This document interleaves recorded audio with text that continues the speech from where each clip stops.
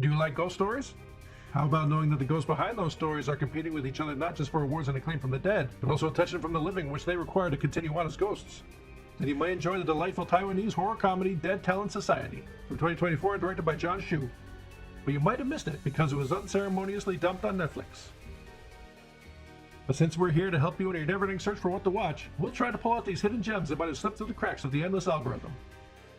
Netflix is particularly egregious at acquiring amazing movies that deserve a theatrical or physical release, but end up being held hostage behind their ever-increasing subscription fees.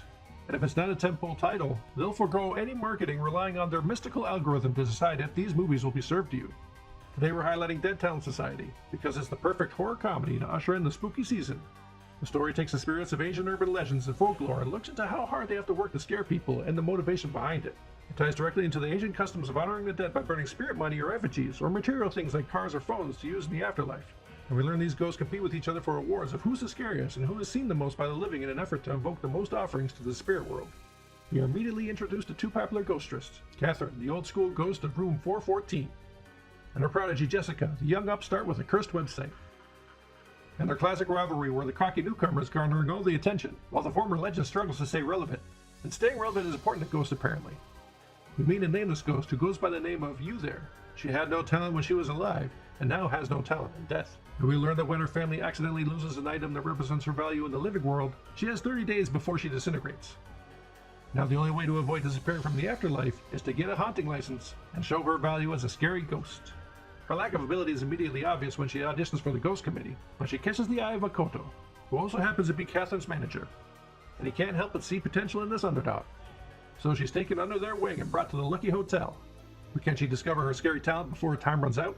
What makes this movie so great is the excellent world building on display for these horror archetypes that's both inventive and hilarious. It's a kind of behind the scenes look of why hauntings and scares happen that we've seen before in the likes of Beetlejuice, Monsters Inc., and Cabin in the Woods, but with a fresh twist. And the core journey of the nameless rookie You There, played perfectly by Jingle Wang, is surrounded by spooky and even gruesome visuals, while still managing to come across as lighthearted with a surprising emotional arc. But all the characters are really distinct, with the actors giving solid performances, and the vibrant palette of the production design really enhances the personality of this cartoonish tale. The main theme of being seen is a relatable modern anxiety, and director John Shu said that influencer culture inspired the story, saying that they always want to be recognized by people, but the more attention they get, the harder it is to recognize themselves. And with the generational anxiety of being seen getting bigger, the message here seems to say you don't need to be seen by a million people. If you can just be seen by people you love, that's probably enough. And that's where there's a bit of irony here. Since this was just dumped on Netflix with barely any marketing, there's a risk it may not get seen and lost in the algorithm, which is a shame because it really has value and deserves to be seen. It did have a theatrical release in Taiwan and saw some success, grossing nearly $8 million worldwide. It did have a run playing in film festivals, even winning the Audience Award at Fantastic Fest, and it won Best Art Direction, Makeup and Costume Design, Action Choreography, and Original Film Song at the Golden Horse Awards. It received some great accolades too, but don't take my word for it. It has a 3.8 on Letterboxd with users saying, "So camp, so fun, so cool. The comedy horror genre is back." Oh, to be a young ghost covered in blood running down the street surrounded by my found family and matching schoolgirl fits, and then we're screaming. Netflix quietly dropped one of the most enjoyable horror comedies I've seen in a long while. A likable cast of cornball characters, some solid bloodshed, lots of heart, stolen jump scares, hilarious moments, and a unique ghost story. Really dope gem by the way of Taiwan. Worth a watch. But ultimately, Sony Pictures International Productions was a co-producer on the film, and they signed a deal where Netflix has a first-look agreement for all the studio's original movies produced for the direct-to-streaming market. So it seems it was destined to land on streaming despite being an entertaining and charming original comedy.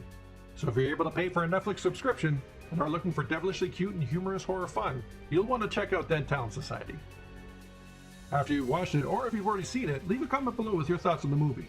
And if you know of any other great movies that have been unceremoniously dumped on streaming, give them a mention, and consider subscribing to see what other picks we'll have for you.